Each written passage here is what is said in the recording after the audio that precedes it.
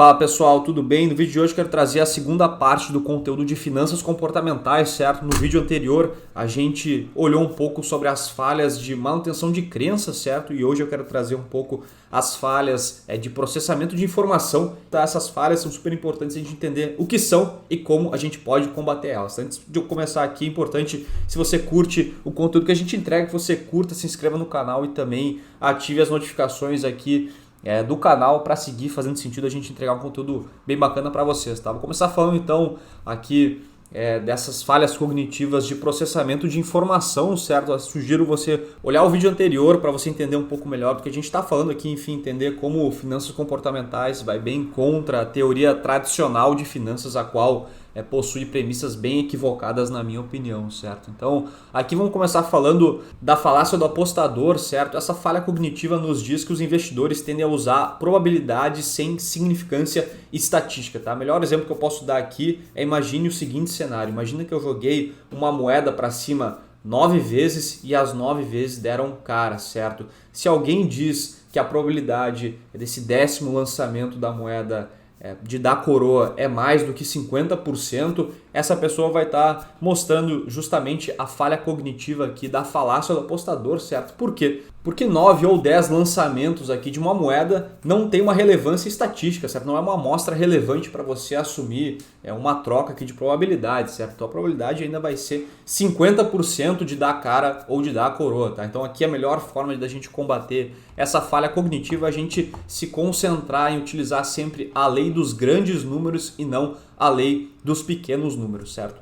Próxima falha que eu quero falar é da falha cognitiva da ancoragem e do ajuste, certo? Que diz que basicamente os investidores tendem a assumir um número ou um valor inicial que serve como uma âncora e depois realizar posterior ajustes ao redor desse valor, certo? Então aqui, quando se trata, enfim, de valuation, análise de empresas, normalmente o que acontece? O analista faz ali sua estimativa de valor e compara com o market cap, ou seja, o valor de mercado, e tende a fazer ajuste. Será que se eu sou um pouco mais arrojado aqui em termos de expectativa, isso aqui me traz um upside? Se eu sou um pouco mais conservador, isso não me traz. Então, eu acho bem perigoso esse tipo de approach. A minha sugestão até sempre quando você está analisando uma empresa pela primeira vez, que você busque estimar o valor justo dela sem olhar o market cap. Faça isso somente depois de ter completado a sua análise para realmente ver como a sua estimativa se compara com o valor de mercado, tá? Então, a melhor forma que eu vejo de combater essa falha cognitiva é você justamente tentar inverter os problemas, certo? Ou seja, no caso do valuation, não olhar o market cap antes de fazer a sua estimativa de valor. Se você está atualizando um modelo também,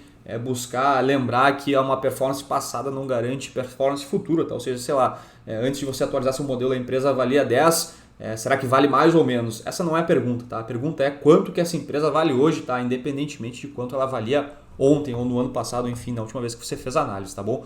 Próxima falha cognitiva que eu quero falar aqui é da contabilidade mental, certo? Que diz que basicamente os investidores tratam recursos equivalentes de forma diferente dependendo em qual conta mental o recurso se encontra. Até aqui é um ponto mais até de finanças pessoais, certo? Que posso trazer o exemplo, sei lá, o dinheiro da aposentadoria que está lá no banco X, está lá em investimentos de baixo risco, aí você tem o dinheiro que está ali na conta corrente, que é para os gastos do dia a dia, você tem também o dinheiro da corretora, que é para aposentadoria. Então as pessoas tendem a pensar nisso aí como coisas separadas, independentes, quando na verdade é um foco bem errado, tá? Você tem que justamente analisar o seu patrimônio de uma forma consolidada e ver como esse patrimônio está alocado para justamente atingir os seus objetivos de investimento. Tá? A melhor forma de combater essa contabilidade mental é justamente você combinar todo o seu patrimônio em uma planilha, enfim, de alguma forma controlar isso. Tá? Imposto de renda aqui é uma alternativa, ou você pode ter alguma planilha auxiliar em Excel para você realmente entender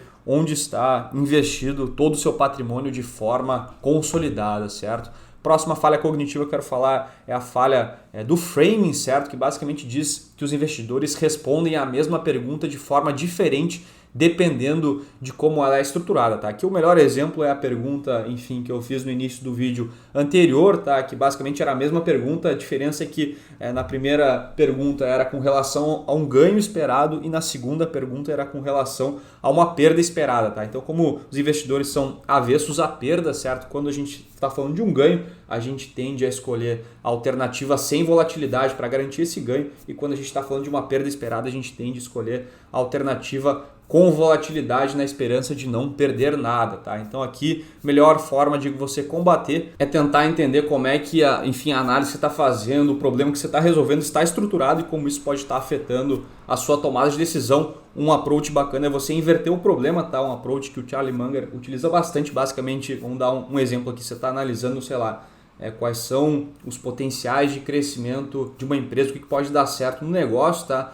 Uma alternativa para você fazer essa análise é entender o que pode dar errado no negócio, tá? Qual é o pior cenário possível, e ao você fazer esse mapeamento, você fica muito mais fácil de entender como é que o negócio pode funcionar, certo? Isso se chama inverter o problema, tá bom? E por fim, quero falar aqui da falha cognitiva da disponibilidade, tá? Que os investidores tendem a utilizar atalhos mentais para estimar probabilidades de resultado, tá? O quão mais fácil é lembrar, obter determinado dado para chegar num resultado, mas essa falha cognitiva tende a estar mais presente aqui na análise. Tá? Trago aqui um exemplo simples, vamos supor que eu estou analisando uma empresa X e aí eu vi ali no boletim Focus que a estimativa de crescimento do PIB para o Brasil para o próximo ano é, sei lá, 5%, logo eu assumo que o crescimento de vendas aqui do negócio vai ser de 5%. Tá? É uma análise super rasa, tá? E um exemplo aqui dessa falha cognitiva, dado a disponibilidade fácil de eu ver qual que é a estimativa de crescimento do PIB, logo eu vou assumir que isso aqui é o crescimento para a empresa. Tá? Então, obviamente, isso depende de várias outras variáveis, enfim, se é um setor cíclico, não é cíclico, se depende do desempenho macro, se não depende,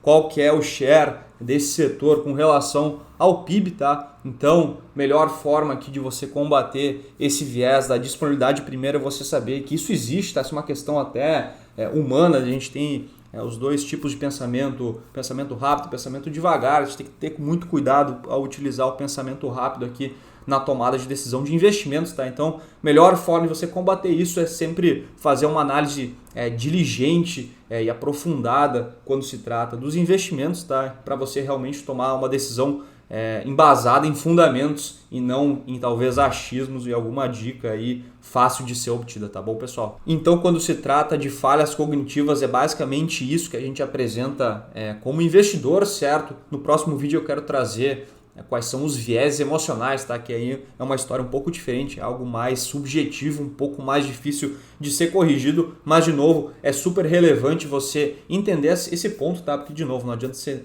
ter todo o conhecimento do mundo para conseguir fazer os seus investimentos se você não tem o temperamento correto e também se você não entende as suas próprias falhas como ser humano, tá bom, pessoal? Então era isso que eu queria trazer no vídeo de hoje. Se gostaram, não se esqueçam de curtir o vídeo, também se inscrever no canal e ativar as notificações. Dessa forma a gente vai seguir entregando conteúdo bem bacana para vocês de forma recorrente, tá bom, pessoal? Grande abraço e até a próxima.